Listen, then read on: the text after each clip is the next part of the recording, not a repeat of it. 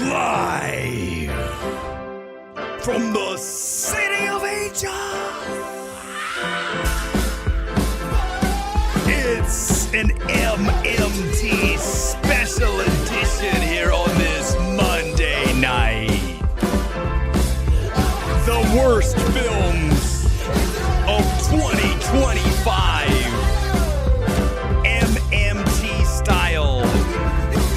I've got a scene from each of our 10 selections tonight. If you have a guess as to what's going to be on our list, come in the comments now and tell me what you think will be the 10 films, and can you guess what number one is? Let the game begin. There's some good guesses, Sophic. I mean, I did give you guys a little bit of a hint, right? Look, there's a bunch in the thumbnail tonight.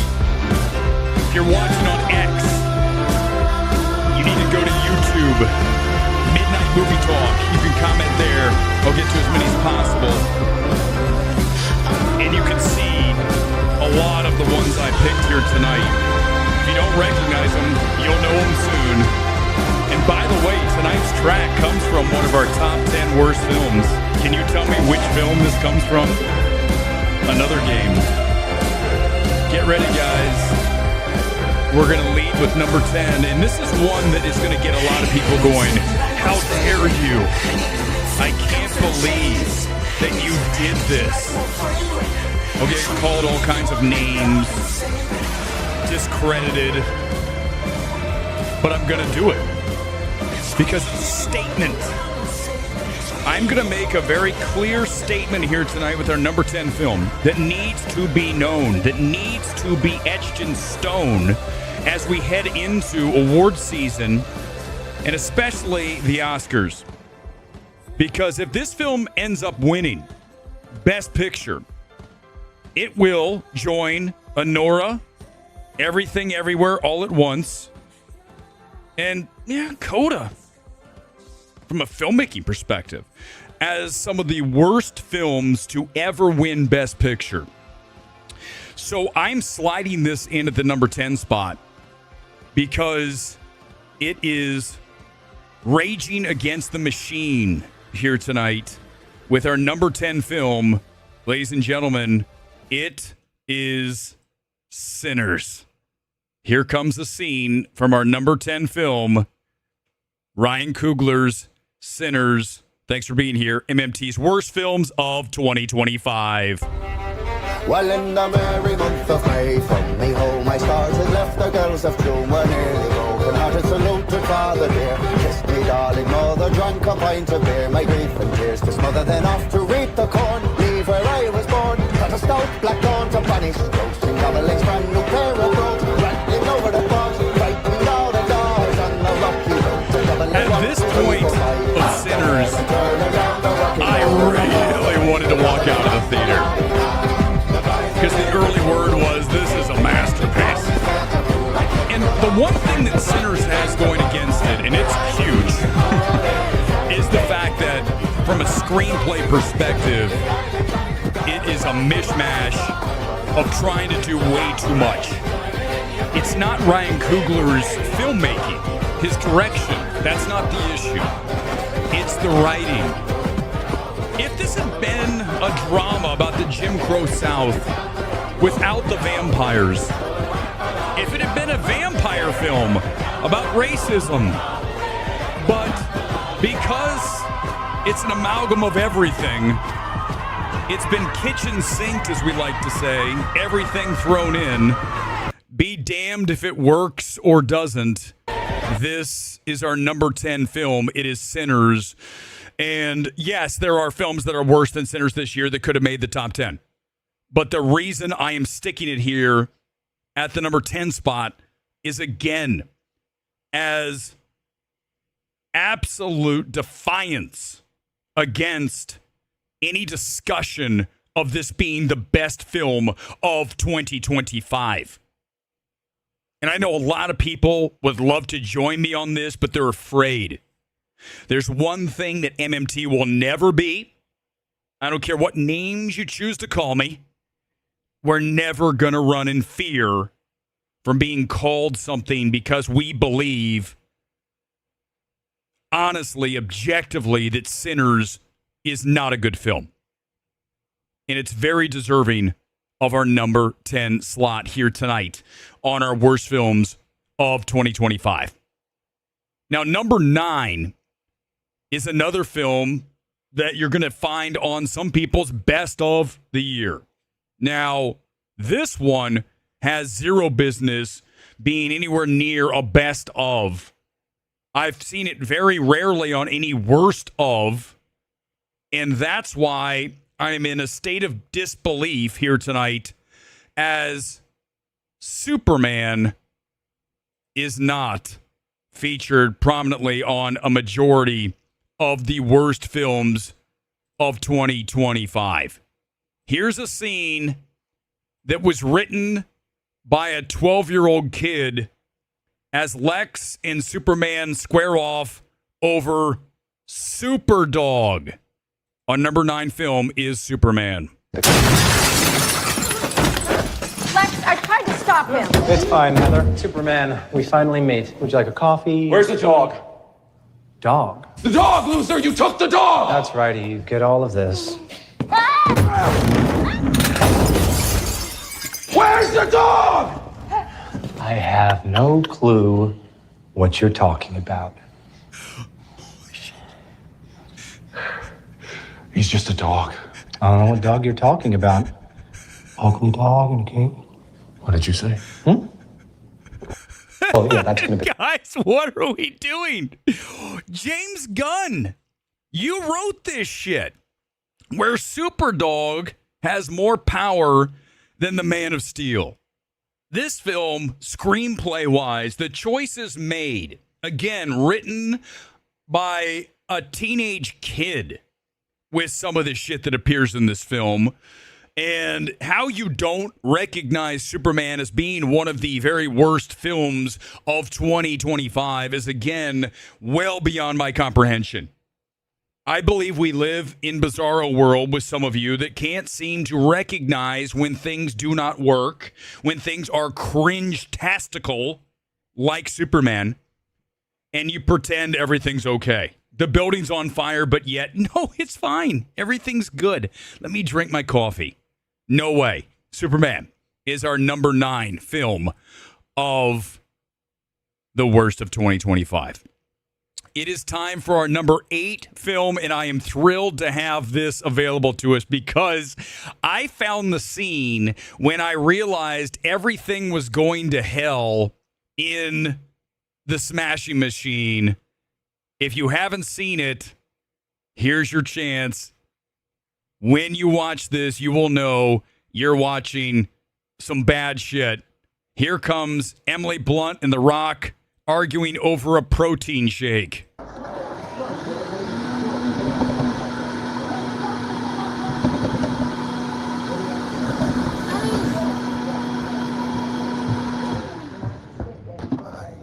I make this for you. Love you. Do you want me to throw this out? Jane, you gonna have this? Use the skim milk, right? Yeah, skim milk like last week. I switched to whole milk Why last didn't week. you tell me? I thought I No, told but you you. gotta tell me these things. I'm gonna get it wrong if you don't tell me these things. I'll just make another one.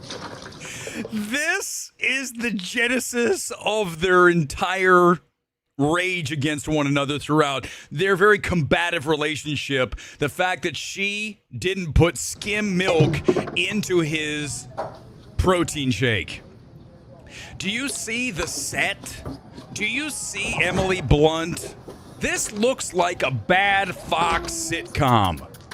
This film across every level. How much banana Smashing did you put Machine, in? laughably awful. I can't even believe that anyone's considering The Rock in his prosthetic one in there. face that was unnecessary to be in contention for any best actor, maybe the Razzies. But this scene is where I go, oh, we're going down. They're fighting over a protein shake. I think Nolan said that he was great because Safdie is in his films. That's exactly why. Because Benny Safdie showed me nothing from a directorial standpoint in this film. His brother got all the talent. It's a good thing Benny has acting to fall back on, because Smashing Machine across the board, I'm not kidding you, there is not one element of Smashing Machine that is not subpar. Direction, performances, screenplay, everything in this film is one of the worst of the year. By the way, in case you haven't noticed, do you guys see what we're doing here? I'm adding thumbs the worse these films get. Okay, we started with Sinners with 1 thumb down. Then Superman, 1 thumb down because it's supposed to be a goof comic book film, but still, it's bad, okay? Now we're into the 2 thumbs down.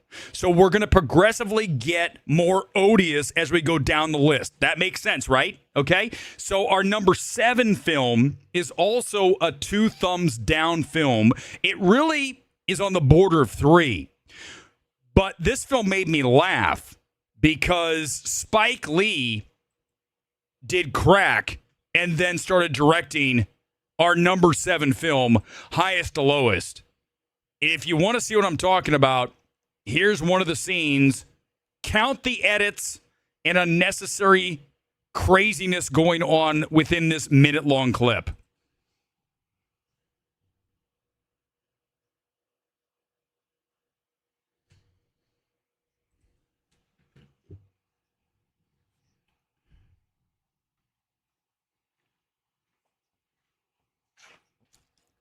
Okay, pay attention to the score. Do you hear that? The piano. Why are we doing this? Why is there a score the entire time? 2.5, roughly, hours on this thing. So unnecessarily overlong. And then you've got all the edits. Get ready. It gets worse. No, we're just 17 seconds in. Just give it a second. Random shot from the side. Multiple shots of all the train stations.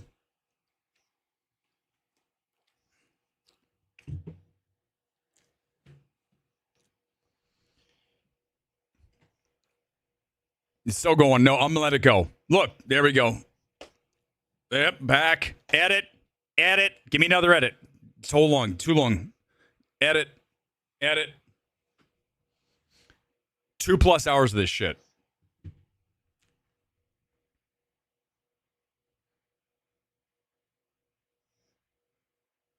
Ooh. Ooh. Man. I'm telling you, you talk about directors who lost everything, you look at Spike Lee. I had the wrong thing up. That's my bad. We're not watching again. I'm not going to force myself to watch that shit again. But trust me when I tell you, okay, I'm going to give you like a second of it, because I'm sorry. That's my bad. I hit the wrong thing. I'm trying to produce and do this at the same time. Here we go. Here's like 20 seconds. Stadium and until the last stop at Woodlawn. That way we can leapfrog should there be any police activity above ground. Mr. Christopher, you'll ride with our other team, and when we locate and secure Kyle, you'll both be brought to a location for observation and around debriefing. like this. Safety is always job number 1. I'm telling you, the next priority he's lost his mind. Is the money. When you watch this film, you've got that score that's incessant. You've got 1,000 edits. You've got just pure chaos in this film. And it's another director who's aged out of directing. And we've seen it happen with so many. And Spike Lee is another to join the list. The Michael Manns, right? The Ridley Scotts. You look at the Coppola when you look at Megalopolis, the worst film of last year. You look at these directors. Barry Levinson in Alto Nights, a film that could be here in the top 10. I walked out, so I can't technically put it in the 10. It's bad. It's worse than Sinners, but again, I'm putting Sinners on for a reason, guys.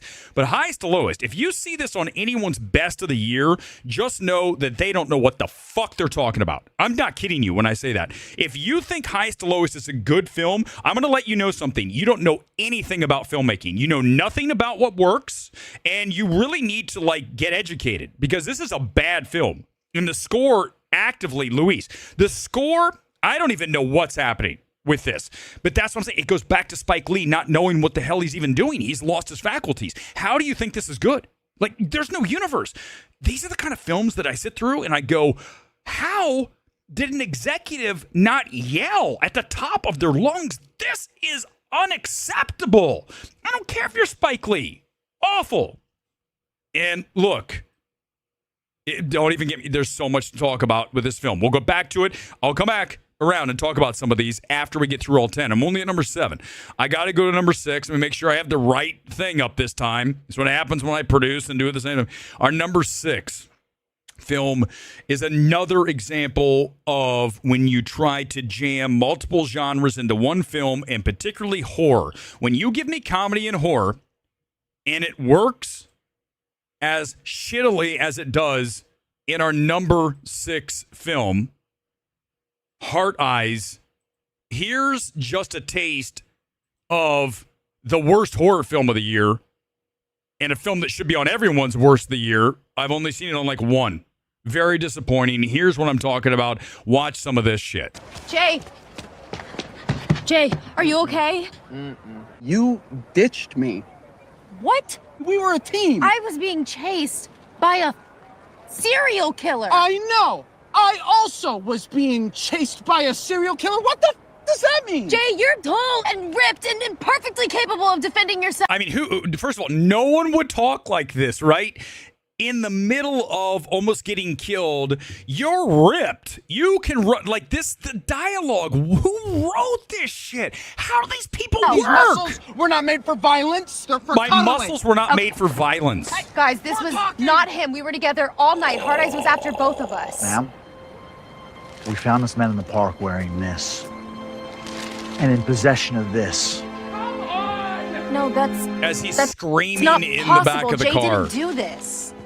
Maybe. Maybe Jay wasn't acting alone. What?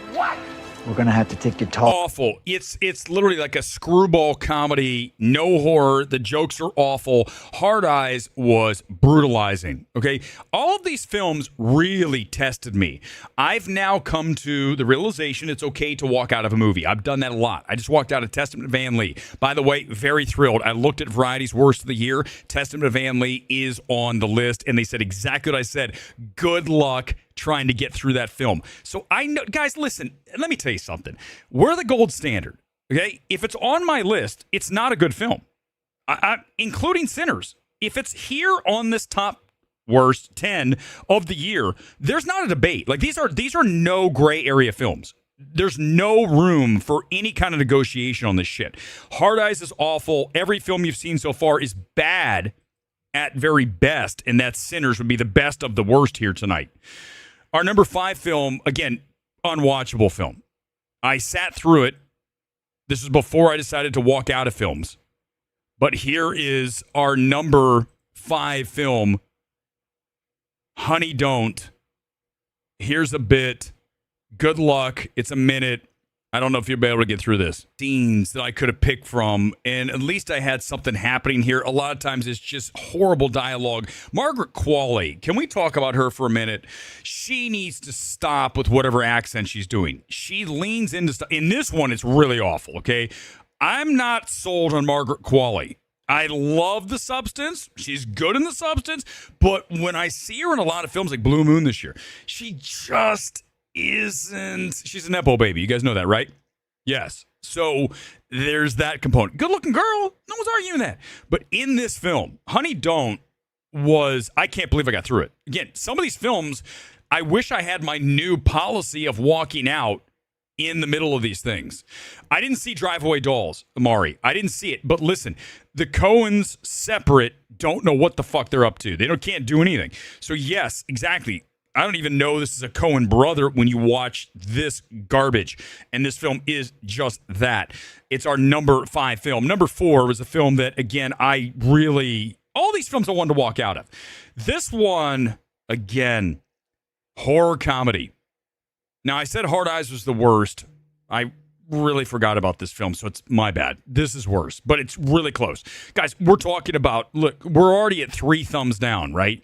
So we're going to escalate now to 4 thumbs down. Our film at number 4 with 4 thumbs down is Oz Perkins' The Monkey. A brutalizing, unfunny, and putrid piece of work.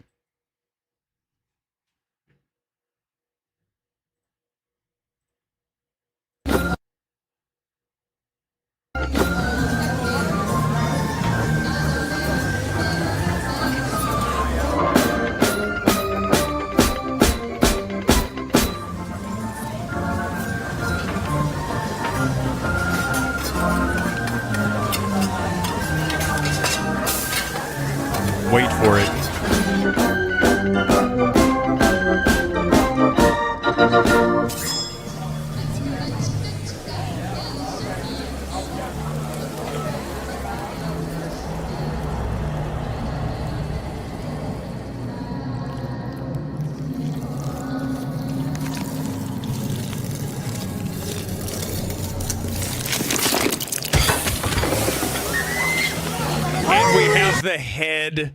Look at that CGI. Look how awful that looks, right? As I hit pause. Are you kidding me? Dude, I can do better with Adobe Photoshop right now. With one of my thumbnails looks better than this. She's on the hibachi grill as the chef cuts off her head. But wait, this is what drove me crazy about this. Get ready. Here comes the voiceover in this film. And this is where, man, if you watch The Monkey and you think this is good, dudes, you don't know what you're talking about. Get ready. Here it comes. Maybe an experience like that could have brought me and Bill closer.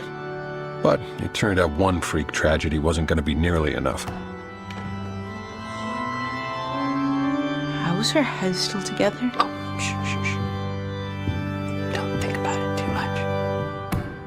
Oh, fuck. Today, we're here with Annie Wilkes. Gone by accident. Or rather, in an accident. Just really, truly, again, guys, this stuff is abysmal. And I'm sitting here, early screening on this, and the early reactions came in. Oh, The Monkey. I believe it's Courtney Howard. Oh my God, The Monkey. Courtney Howard. Talk about someone who knows no fucking clue what she's talking about. That, and always complaining, I'm never at the movie the first time. I'm the most important person. Courtney, you're important only to yourself, okay? But the fact that you think The Monkey is good, I believe also gave a recommendation to Maxine. Do you understand that when you say The Monkey is a great film, what a blast, how hilarious? I believe, if I'm not mistaken, Miss Howard also said The Lighthouse was hilarious. Wasn't that funny, all the fart jokes? Oh my God, rolling around. I'm rolling on the floor. Talk about walkouts, Lighthouse. But look, this is across every level. I mean, I like Oz Perkins' direction, but the screenplay, these are screenplay issues, the majority of this shit. Now listen, most of these are going to be a really awful screenplay because we all know writing in this town is really where the issue is. Directorially, I would point to a highest to lowest as a poorly directed film, right? Like we talked about Spike Lee not know what to do. What happened, right? Perry Nemiroff hyped The Monkey like a second. See this? Dude, I'm telling you, you don't understand, Luis. A lot of these people, they don't understand what actually is funny. I don't even understand like how who produced you as a person. How do you think this is funny? Nothing in The Monkey's funny. If I wrote The Monkey, you guys would have every right to come in here and say, that's one of the worst things I've ever seen. You're a terrible writer. And I would say, you know what? It's fair. It's bad. But no, there are people out there that will defend this stuff. And then you go, this is why Hollywood gets away with shit like The Monkey. Someone mentioned Keeper. Okay. I do not have Keeper on my list because at least here's the difference, right? Monkey's trying to do horror and comedy, and the comedy's so bad and the horror's not scary. That combination's wretched. Listen, I'm telling you right now, the other one, Keeper's bad, but at least it's a drama. It doesn't try to do comedy. A little bit, it's not directly that, but it's still awful. Okay, listen, I could have made 50 awful films this year. So don't get after me for only having 10. But I'm telling you, the ones I have are legit. Every one of these. And once we start getting into, we're at 4 thumbs down.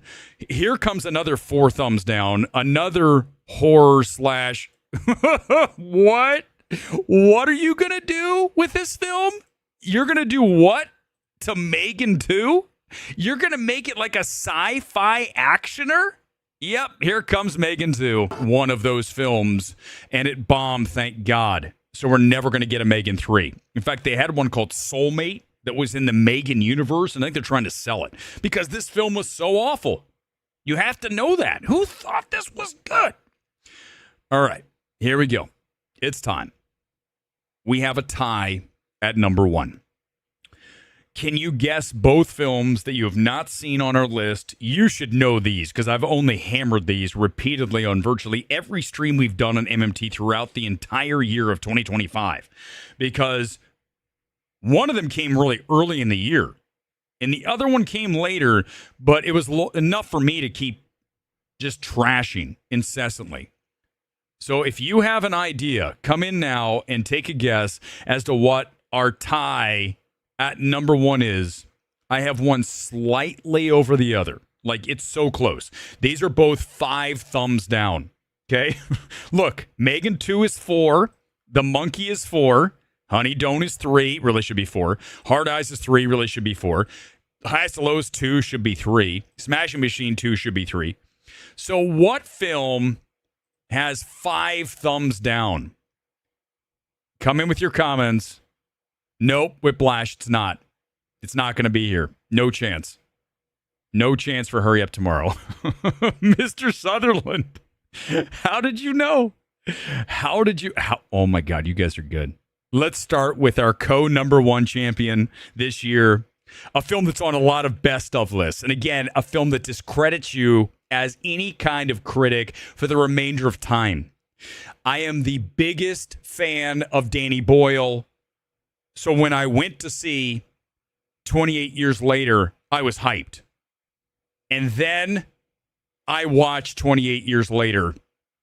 Here is a taste of the schizophrenic film that is Danny Boyle's 28 Years Later, our number 1 worst film of the year. 3!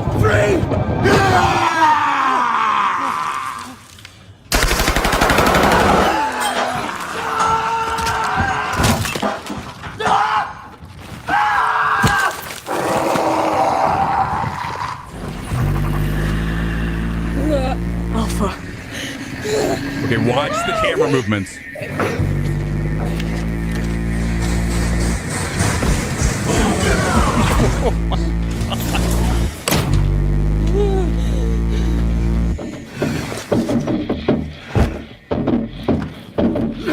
The entire film is like this. Have you counted the edits?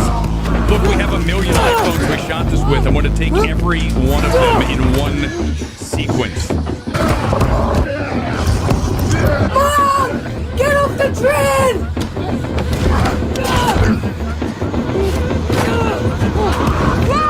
Run to the spoon!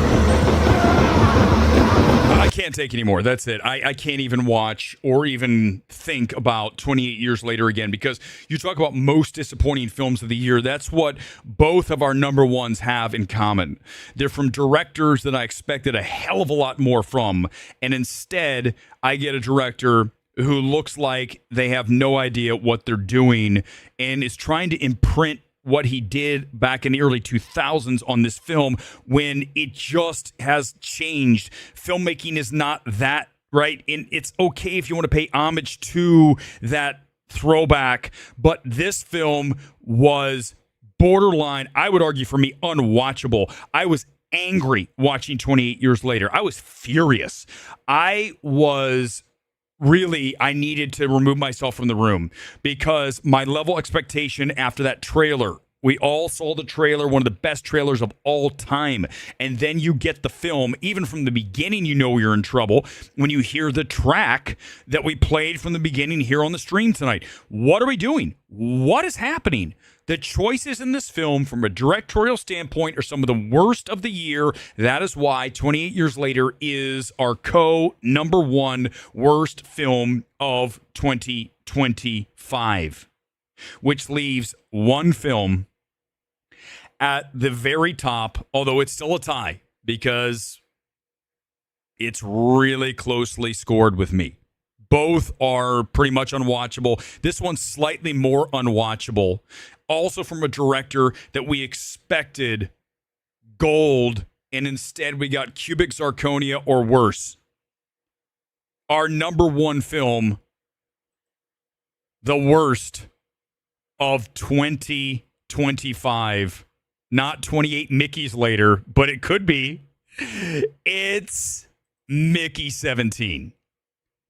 Here is a taste of one of the worst scenes of the year. And let me also mention this, that when we talk about Mickey 28, Mickey 17, you are looking at a performance by Mark Ruffalo that if does not win Razzie, they need to stop that organization. It's over. Just cease it. Cease existence. Here is a taste of Mickey 17.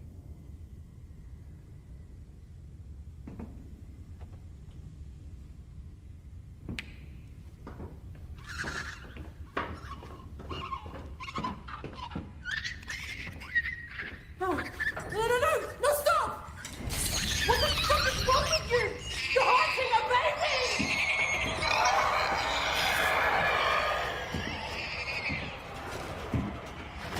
Oh, God. Bite. What? Falling in 3, 2, 1.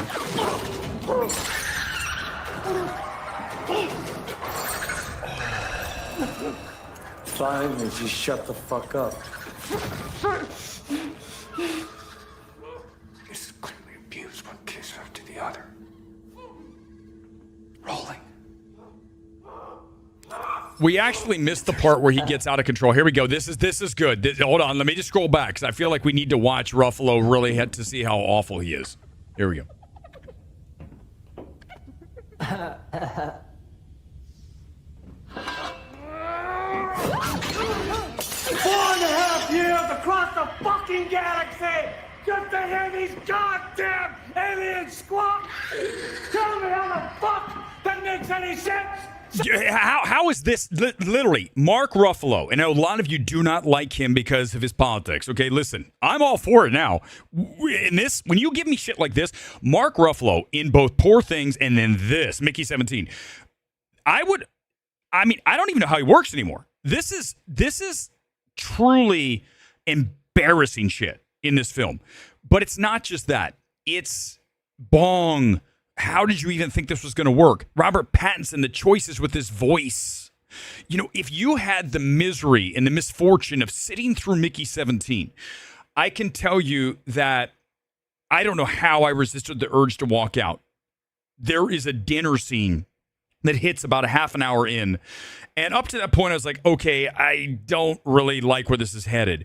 And I can tell this is not going to work. And then that scene hits, and you've got Ruffalo, and you've got Toni Collette, and you've got Pattinson all doing this weird shit. I don't know, but listen, Bong went from Parasite, the best film, arguably, of the 2000s, certainly in the top 5, to Mickey 17, one of the worst films of the 2000s. To take that big of a drop, right, that chasm between greatness and true wretchedness, that is like almost unfathomable when you think about it, right? You expect someone who's shown you so much greatness in the past to still deliver, and then you get a Mickey 17.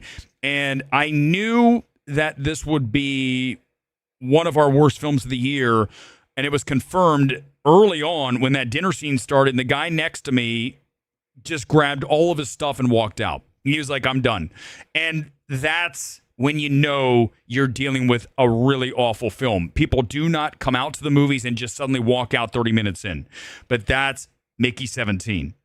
That is our number one film, along with 28 Years Later. I'm going to make this very clear to you guys. We'll get into whatever you consider to be your worst films of the year.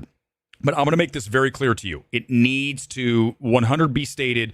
You have to understand that if you think Mickey 17 is a recommendable film at any level, I'm going to let you understand something. You need to really just listen to me right now.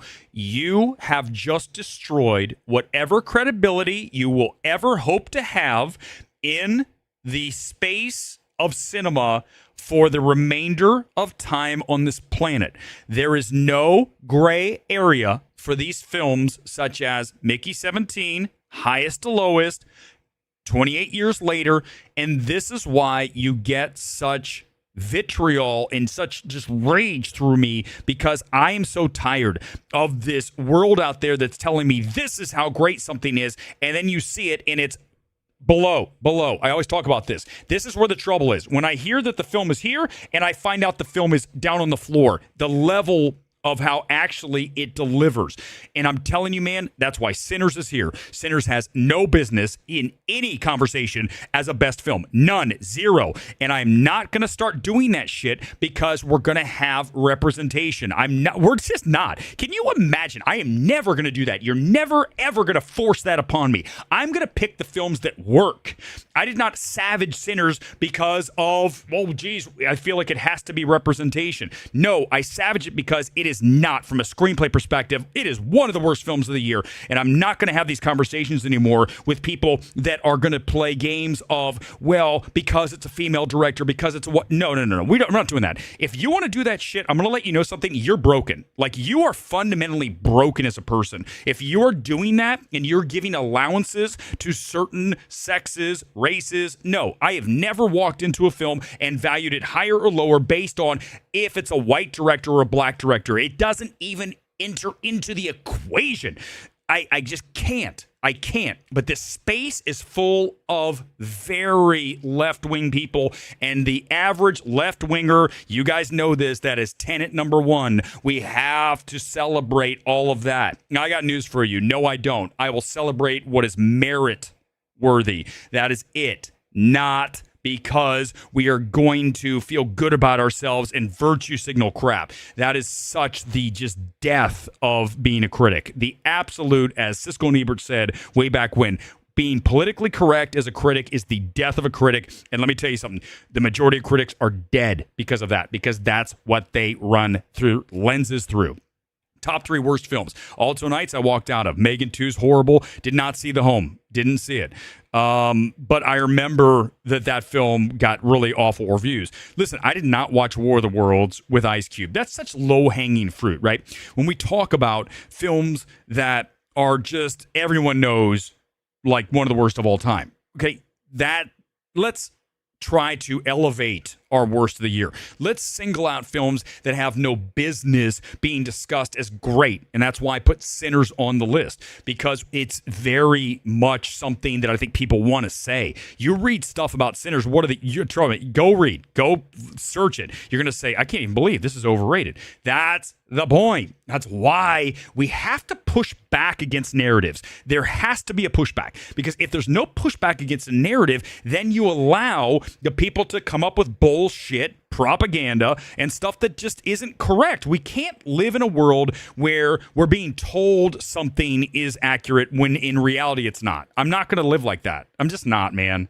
Okay? We saw it. Don't get me started on COVID. We saw it during that time, and we needed more pushback, and I can promise you this, it will come from me from now until the end of time. I'm not going to stand for someone telling me, like last year with Honora, not happening. Mission Impossible, The Final Reckoning is one of the most disappointing films. I think you talk about most disappointing films of the year, that is on that list. I mean, Sinners is because of what I was told, okay?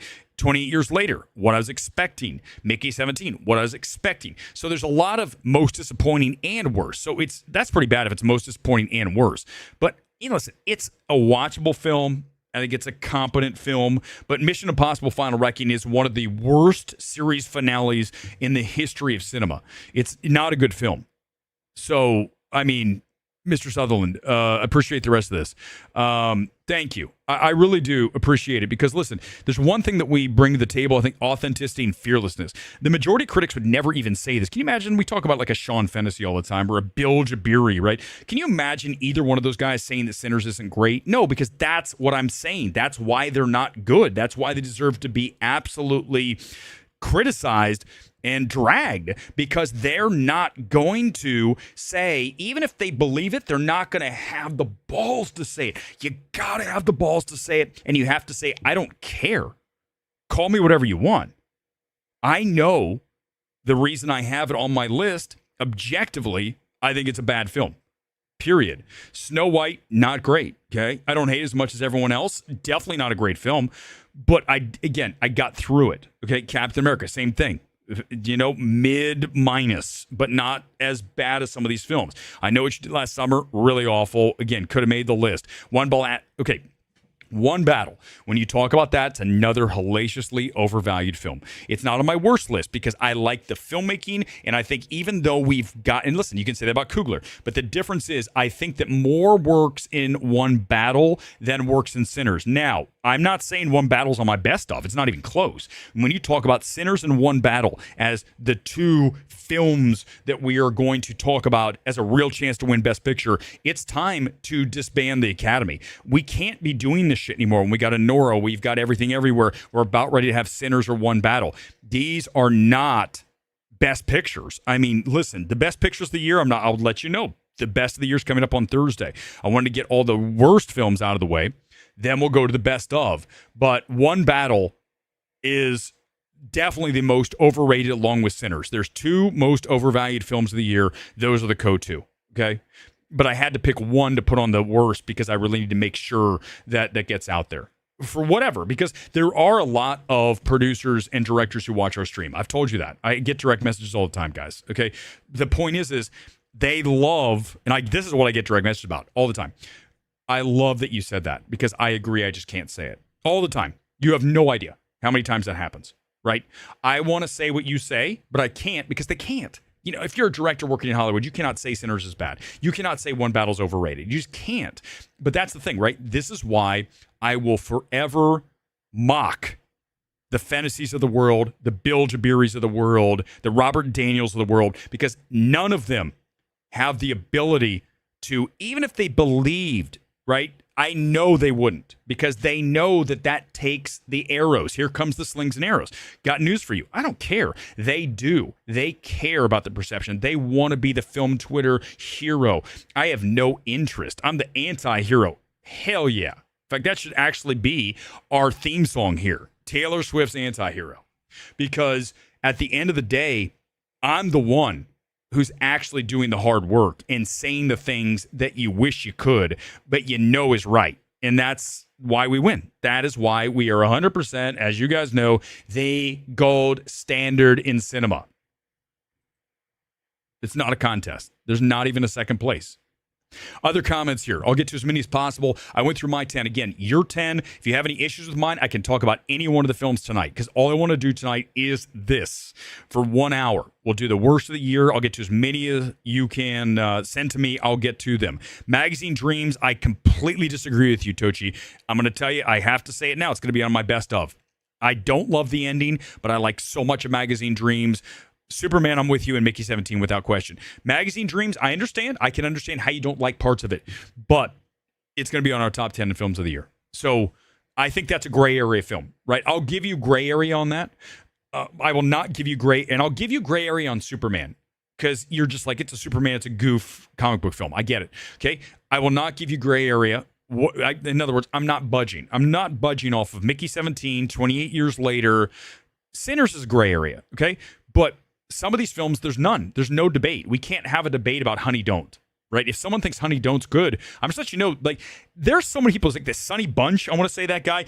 I saw some of the things on his list. He is exactly what I'm talking about, right? Sonny, I hope someone cuts this and send it to you. You are the exact person I'm talking about when I say someone who has no fucking balls. You're the guy who says, oh, guess what? One Battle's great. Sinners is great. Weapons is great. Because you can't even imagine a world where you have the fucking guts to say something is bad because you are definitely left wing.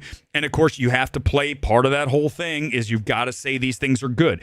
I would never work in Hollywood because I'm not going to do that. If I was the head of a studio and someone came in and said, we've talked about it a million times, we're going to do this because we have to do some kind of thing that's a left wing or a propaganda or whatever it is. You go back to a DEI. No, we're not. No, we're not doing that. What are you talking about? We don't have to do anything. How dare you even tell me I have to do something? But most people will say, well, it's the proper thing to do to not say that a Paul Thomas Anderson film is hellaciously overrated. That might get me in trouble. Maybe I missed something. Yeah, you missed the fact that it doesn't work because it's a drama and a comedy, and the comedy's terrible, and you've got Lockjaw doing stupid shit with sex. It's bad, man. That's a bad screenplay. But again, it's Paul Thomas Anderson's direction that somehow, elevates what I'm watching. And of course, Leo, but even Leo's not the best Leo we've ever seen. Exactly, Johnny. Listen, honest to God, Black Bag and Presents? Are you kidding? This is what I'm saying. This dude, Sonny, hey, roll up. If you want to come on sometime, I will destroy you live. It's not even a game, bro. Sonny, I think he has me blocked because he's a fucking bitch. Let me tell you something, Sonny. At the end of the day, dude, if you have Presents and Black Bag on your list, bro, you're speaking to no one. You are speaking to your cacophony of chin-stroking losers. I mean, seriously, I don't even know what to tell you. Like, it is literally, you have no taste. You have no even semi-agreement with the average moviegoer. Not even close. I don't think you even know what you're doing. If you think Presence is good, oh, it's a bad film. It's another film could be on our worst of the year. Black Bag, holy shit, what a boring film. I mean, these people, dude, okay, just Black Bag on the best of, wow. Again, gets back to what we talk about all the time. In the space, right? When you look at most of these critics, most of them suck. I mean, let's talk. We've talked about this. Sub 5% are good. I would say sub 2% are good. Okay, no joke. That's not me getting. Oh, look at him. He's exaggerating the numbers. Sub 2%. Okay, so that means 98% are awful, and I mean awful, not like it. But I'm telling you right now that Black Bag is on the list because of Soderbergh. Soderbergh Presence. We don't do that. I have never valued a film higher or lower based on the pedigree of the director. If I were going to do that, then I would say 28 Years Later is a masterpiece because I love Danny Boyle. The ability to still cherish a director for what they've done in the past, look no further than a small film by him that's called Millions. Love. I adore Millions, okay? But then you look at 28 Years Later and you go, this is just not good. This is, like I said, unwatchable. You have to have that ability to pivot. You must be malleable. You cannot go into any film and say, this is great because it is from a director who gave us the best picture last time. Bong. Guess what? This is some real fucking shit you just gave us. Okay. By the way, tonight's kit is Wolverhampton. Some love. Why did I pick Wolverhampton tonight? By the way, it's pink. This is the goalie kit. I have not worn this in a long time. This is one of my favorites because it's perfect for this stream. Okay, look. Wolverhampton has 0 wins in the Premier League. They are last in the table. Therefore, they are the worst. Therefore, look here. The kit matches the theme tonight. Do you see how all this fits together? And I have to deal with people like Real Talk, who's apparently called me a grifter. Why am I a grifter? Dude, I just say what's on my mind. I don't care about Avatar. Obviously, like you do, talk about a shill. Is you calling me a shill? You're the one, go to your Twitter feed. Your entire Twitter feed is like retweets of Avatar propaganda. And I'm the shill. Do you know what shill means? Holy shit, these people are so dumb. I mean, seriously, this space is full of people that think they are so brilliant. And truthfully, again, the disparity, man, this is the thing, right? The disparity between actual value and what the perceived value in a lot of these people's heads is like, what is happening? Are you guys psychotic? How do you even think you're good? How do you think you even bring anything to the table? When you say Mickey 17 is a good film. What? What are you doing? One of the most depressing years for movies. Listen, Omega Swiper, we talked about, I could have 50 films on our worst of the year. Okay? The best of the year is going to be harder for me. I mean, I don't know if I'm going to find 10 films. I will, but it's not going to be right. Here's what I talk about all the time. When you do this year after year, it's like the NFL draft, okay? The NFL draft yearly brings the best prospects from college and puts them into the pros. You guys know that. But year by year, the draft has strengths and weaknesses. Some drafts, like 1983, right? Moreno and all that, that was one of the best drafts. I think they talk all time. Okay, if this were a draft year, 2025 is one of the worst, okay? 2024 was a very weak year. 2023 propped up by Oppenheimer, which was a legitimate best picture. 2022 is the very strong draft. The best year of the 2000s, 2020s for sure. I mean, 2022, if you talk about the best films, it's Tar, it's After Sun, it's Moon Age Daydream, it's Decision to Leave. These 4 films, along with Batman was in there. The Batman's a very good film. Don't like the back end. But from a filmmaking perspective, when you look at Matt Reeves, look at Let Me In. Oh, God, what a film. Okay, but you talk about 4 films that I would have ranked higher than anything in 2025. So that's a strong draft, 2022. 2025 is a weak draft. Very weak. So the worst is way greater than the best. Does that make sense? Right? On a good year, the worst would be not as significant. But in a year of bad films, the worst, we're talking about some shit. Again, there are way worse films than Sinners. I put it on there to make a point. And I'm glad I did. I would not change my mind or change my decision because it needs to be said. We need more people out there. It's like a dam breaking, right? The more people that actually say things, they go, wait a second. hold on, right? The Abe Lincoln thing, right? You know, I am going to be that guy. I'm going to stand up. I'm going to be Abe. I have no problem being Abe all the time. Trust me when I say I've done it a billion times. I've stood up in front of the entire crowd and go, this is shit. I'm walking out. This is bad. I'm not going to listen to this stuff. Okay? And I've done it this year with One Battle. I've done it with, which I didn't hammer as much as Sinners, right? But Sinners, One Battle, Mickey 17, some people think is good. Woo! Our number one worst film of the year, some people think is good. Unbelievable. 2007, yeah. First of all, Michael Clayton. Okay, you get lots of talk about the other ones, right? But you look at Michael Clayton. What a piece of cinema. Oh, my God. I love that screenplay. You talk about George Clooney's best work. It is definitely Michael Clayton. So, yeah, that was another strong year. Slumdog is a very strong. I mean, listen, I think that's a good film. I really do. And you look at some years are just going to be better. But again, of recent note, I think 2019 was a great year when you talk about a Parasite. Joker was in there. I know some of you don't think it's a very good film. I understand it's an amalgam of the two films. Don't even start. I've only said it a billion times. But my point is that it was ballsy cinema. 2019, across the board, really strong year. 2022, really strong year. But everything in between's really just been very weak, very weak. So again, you know, if you were to ask me to slot our number one film this year, which I'm still deciding on, I'm really stuck between a few, but our number one film of the year would not even be it would be number 5 in 2022. Does that make sense? We Bury the Dead, I saw it already. I can do that evaluation. Yeah, we'll do it on Thursday. I've also saw Sung Sung Blue. I'm not going to do it tonight. I probably should because I just saw it. I'm going to hold it. It's not a great film. It goes on way too long. I mean, that's all you need to know about Sung Sung Blue. And I think that Hugh Jackman needs to ease up. It's just too much. He doesn't know when to ease off the gas pedal. He's got too much high wattage. He's got to lower the wattage. Rarely we say that, right? So we'll talk about that film on Thursday in addition to our best of. Tonight, I only want to do the worst because I know this. A lot of people are going to go, what? What is he talking about? Sinners. I'll talk about that all day. What do you want to talk about? How do you want to defend that? How you want to tell me? You're going to tell me because it shows Jim Crow South? I'm not going to play that game. We're not going to play that game. That's not what makes a film good. It's not. What are you talking about? What? No. It's like you look at the Academy. You make a film about the Holocaust, it's going to be a Best Picture. Right? We saw that for how many years, right? Now it's starting to fall apart. People are like, okay, enough. We've had enough. But, right, any film that deals with the Holocaust, boom, it's up. Okay, it still has to be good. You go back and look at Zone of Interest, film I really like. Okay, weird film, right? Experimental film. But I can go for that. And I think it works, okay?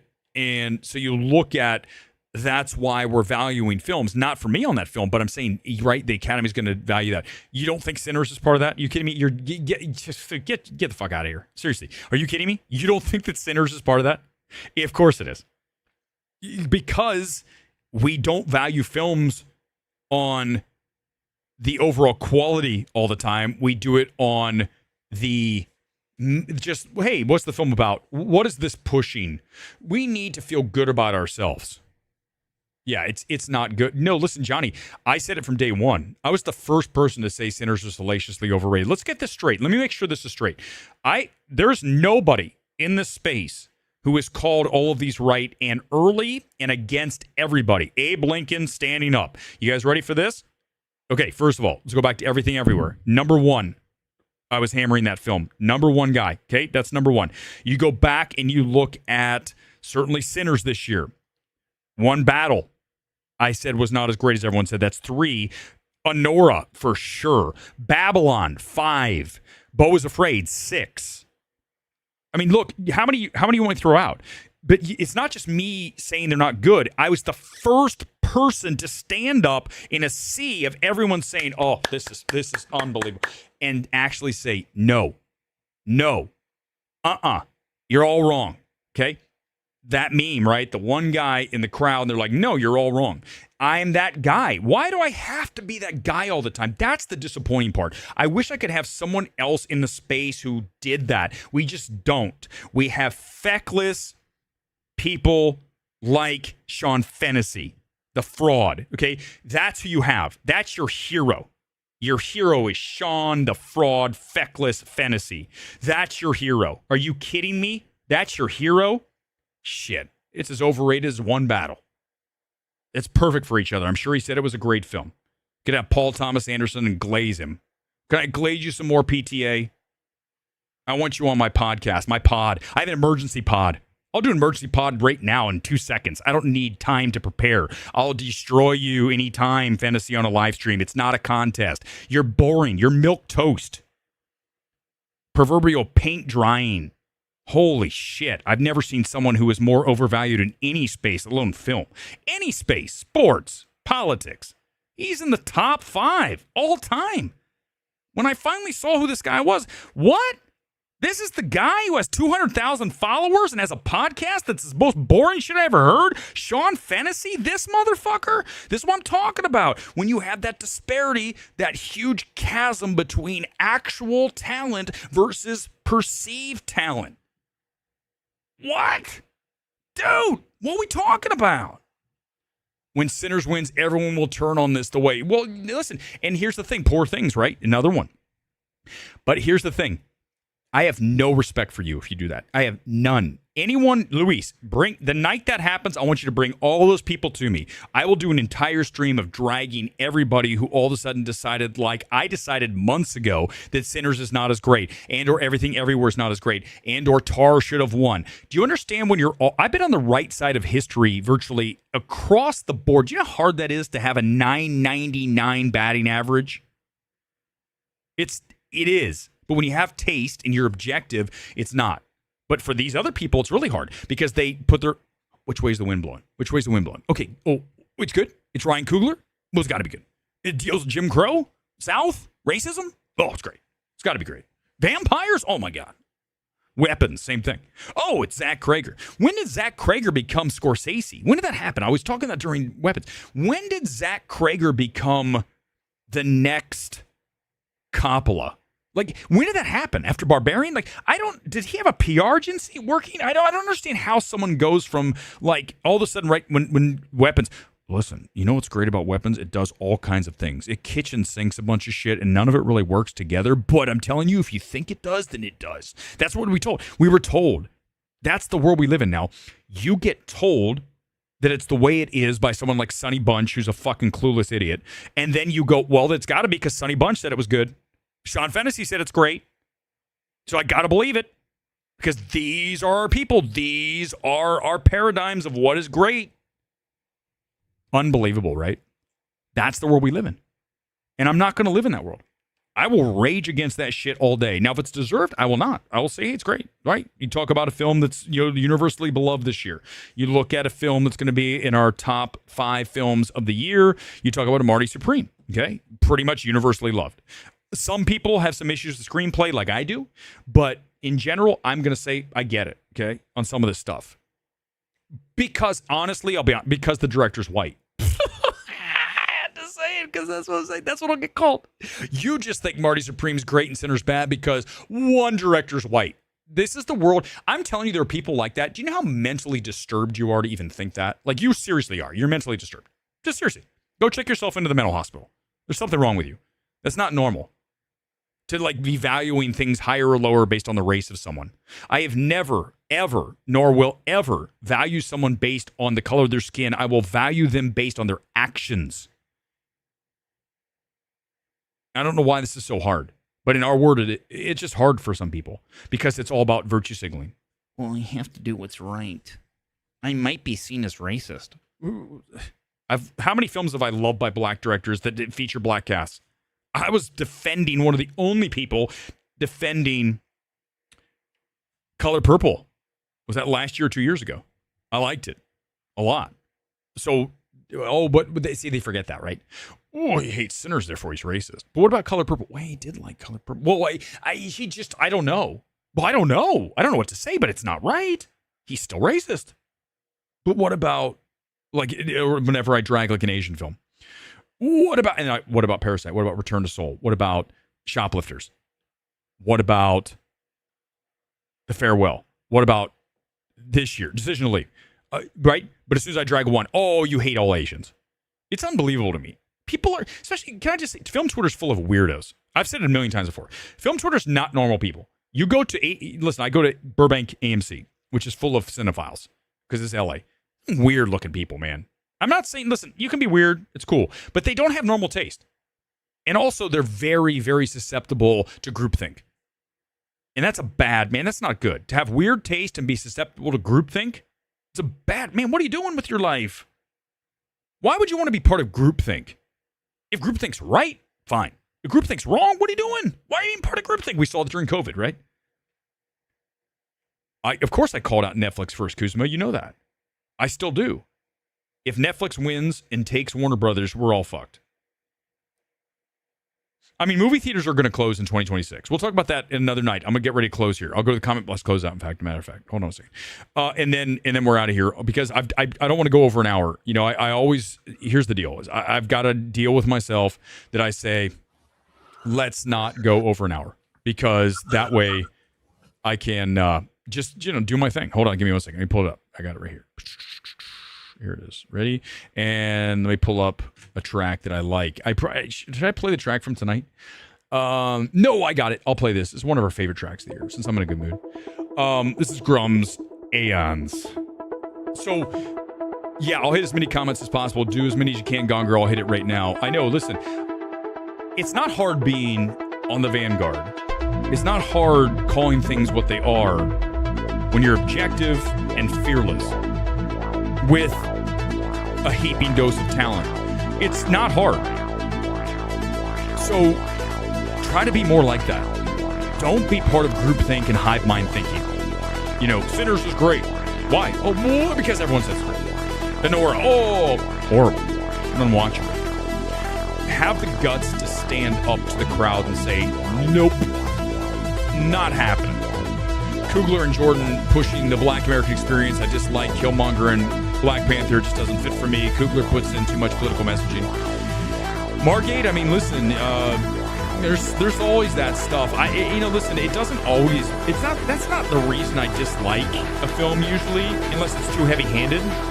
And I would agree, yeah, right? If it's too heavy-handed in any film, I don't care what it is. And I think you go back to One Battle, one of the problems is very cartoonish. Right, you look at Lockjaw, just a goof performance by Sean Penn, the way it's written and the way it's acted. It's not good. And, listen, if One Battle cleans up at the Oscars, you wonder why I don't talk about awards much anymore, because it doesn't matter. These films are not great films, and yet I'm being told this is the Oscar-winning film. I don't have any interest in discussing this shit anymore. I mean, listen, we already told you, MMT is going to start branching out. We're going to do a movie show. We'll always do that. But I'm also going to start doing a more broad topic show, and it's going to start in the new year, so just be ready for that. It'll still be called MMT. It's going to switch the movie, though. It's going to be Midnight MT. I haven't told you what it is yet. It's coming, because I've got to just not talk about movies all the time. I can't do it when films like One Battle and Sinners are going to win Best Picture. I got to do other things. Ambulance was entertaining, Sutherland. It was entertaining. What I hate about Ambulance is, right, it's chugging along, and then all of a sudden you get that scene with a gay detective who's in therapy. In the middle, it just comes out of nowhere. Like, what? Right? In the middle of the film, all of a sudden, it's like he's in therapy. He's like, listen, and he's got his right? It's a gay messaging thing right there. And listen, like I told you guys, I go to West Hollywood all the time. I haven't been there in a while. You know what? I'm going to go to West Hollywood soon. I'll send pictures to you. I go to Mickey's. I love Mickey's. It's amazing. So don't accuse me of being homophobic. But here's what I'm going to tell you. That scene's like, what? What are we doing here? You've got the detective. He's in therapy with his lover, and then all of a sudden you're back in the ambulance. That film is chaotic, but chaotically entertaining, right? A really good B movie, but I don't like that scene. I would definitely have a word with Bay about that. I'd say, what are you doing? What happened? Why'd you do that? Like, that just really, like, comes out of nowhere, and it doesn't fit. It's like you're flowing along, and all of a sudden I just, like, the stream stops, and then I come back on or something. It's like, what? I'm not saying the stream is perfect, because trust me, there's probably some ambulance moments throughout every stream. It's live. It's spontaneous. Thanks for MMT 2025. Always support channel. Thank you, Kuzma. And I hope you guys do when I go on and talk about other things. You know, like, I see a lot of videos on YouTube I like to comment on that's just like things that are happening in the world. You know, stuff that might get a little more political and may reveal a little bit more about how I think, but I think you guys know how I think. I think that we need to be tougher as a society on criminals for sure, okay? I think we need to de-emphasize DEI at every level. It needs to be eradicated. So that makes me not left-wing for sure, right? But then there's also parts of me who has no problem. I just told you guys I hang out in West Hollywood, which is as gay as it gets. but it's just like, it's fine. Like, I don't, again, my whole motto is let people do what they want to do as long as they're hurting anybody. When you start imposing your shit on other people, that's the problem. And I think even in a film, right? When you look at a film that's imposing something, then you can feel like it's real propaganda. Then you just go, okay, I can't. I don't want to do this.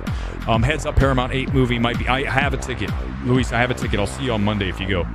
I'll be there. Okay? Sound good? We're back on Thursday for the best of 2025. Hope you enjoyed this stream. If you did, I would appreciate a like, subscribe over at Midnight Movie Talk. I don't do that enough, do I? I just, most guys come right out and say, like, subscribe. I'm like, whatever. Honestly, if you do, you do. If you don't, you don't. I mean, I'm going to do the stream either way, but I appreciate all your patronage, and I want you to have a safe 2025. I'll be back here on Thursday, which, of course, is the first. We'll unveil our best films of 2025, all positive, or at least mostly positive, on Thursday night. Thanks for being here live from LA. MMT is off the air. Bye.